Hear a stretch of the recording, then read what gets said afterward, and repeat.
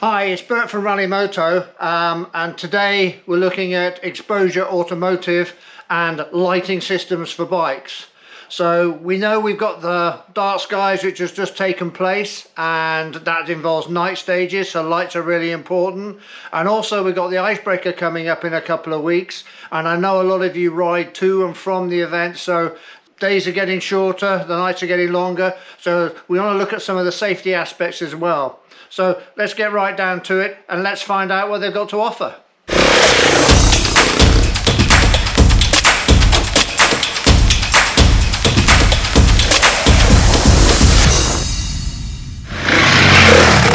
We were looking at really our lighting setup and what we wanted to do with the lighting setup and what circumstances we actually needed lights for. So I know a lot of you guys are preparing to do the icebreaker. Okay, there are long distances involved, there's road mileage involved, there's off-road mileage, I know some of you last year were kind of coming back in the dark, because I called a couple of you when I was watching the GPS tracking to see if you were okay. So we kind of sat down and looked at what we wanted out of lighting systems. So what we were actually looking for was basically a heightened safety position during the day. So we wanted day riding lights, we wanted a much better night riding light to give us sort of the opportunity to ride at a reasonable speed off-road, especially when you're thinking about things like the dark skies and the stages we run in pitch black in Kielder Forest. The company we've gone with for the lights is AutoMoto Exposure. Their background is providing night illuminations for mountain bikes and 4x4 cars with sort of sophisticated setups, and they've now moved into the adventure bike world, and I think they were the best fit with us really for what we wanted. They were able to do everything for us with the day riding lights, the really high power night riding lights, the small light units we wanted to tuck away to be protected behind the crash bars, and also they came to the table with a lot more ideas than anyone else, and they recommended we go for a twin radial 4 setup, but they also came back with a few extras and things we weren't expecting, like they've linked the lights through the CAN bus system on the bike, so there's no extra switches. So the day riding lights come on with the motorcycle lights, the high beam comes on with a high beam switch. There are no other switches, so everything's very clean on the handlebars and just run through the normal sort of switches.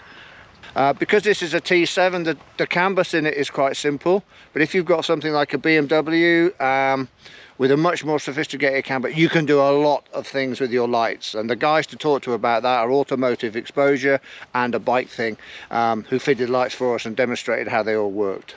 The other thing we wanted to look at was, we ride off-road, so what we've done with the lights is we've attached them to the adventure spec crash bars we've got protecting the bike, so if we have a fall, the lights are totally protected by the crash bars.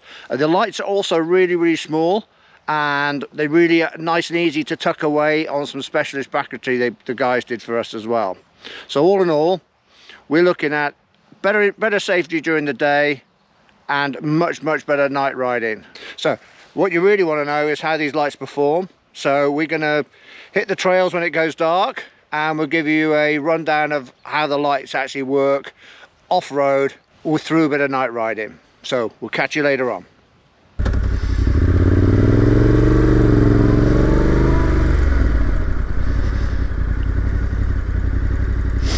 Going to turn off and do a little bit of off-roading.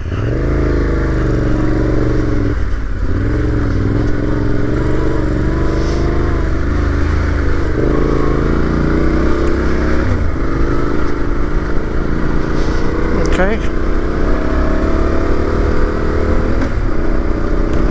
So again, nice and clear. In fact, super clear.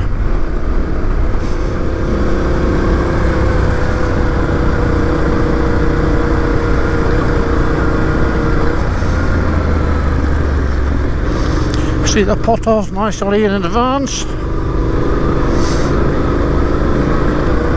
Good level of contrast in the lighting.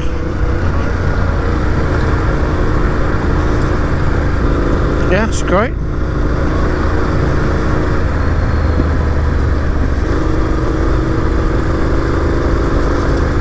we're coming on to the end of the bigger track, down a little more of a narrow track. Just a bit bumpier.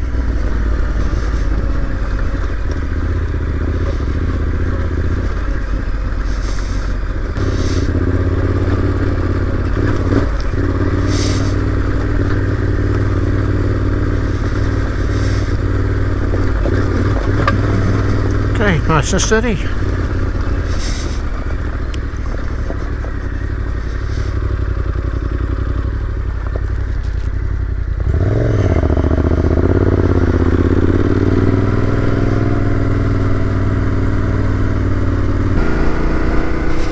Okay, we're down the back lane now. We're gonna turn off.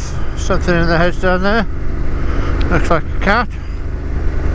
See the lights reflect, the eyes reflecting back at me, so good spread of light on the turn in here. I can see actually where I'm turning into, and then we're going to go down this nice little green lane just to show you what just sneak past the house. And then we've got little rats and everything out tonight, so I just go down there nice, but there's plenty of light. I mean, it is actually pitch black and we are truly night riding, but you can actually pretty well see everything. Just sticking to the centre line down here, a bit nice and steady. Probably going a bit too slow, but yeah, nothing wrong with this visibility.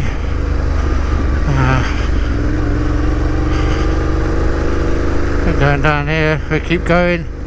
This track then changes out a little bit more open track, but there's a nice big puddle to go through, so we'll check the illumination on the puddle. I've got good all-round light. Really quite confidence inspiring almost, you know, this is great.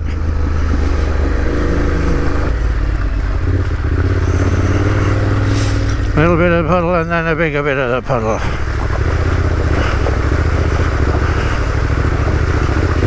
Okay, through there, and the track carries on. All puddles.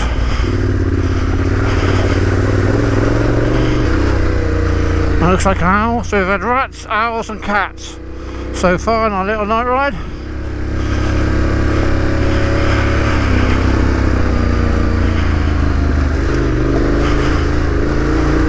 Yeah, great.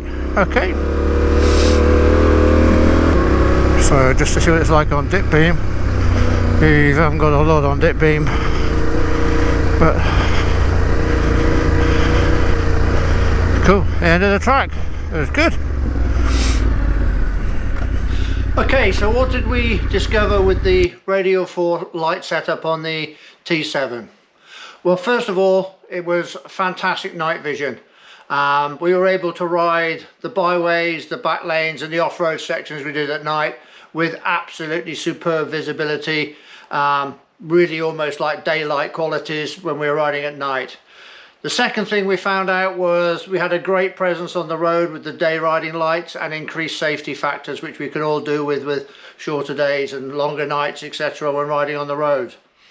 One thing for me when this all sort of we were testing the lights was a much more relaxed feeling, even on road, with better visibility. So highly recommended, brilliant light, a worthwhile investment to your bike. We'll see you out there soon on the icebreaker, guys. 3, 2, 1, go.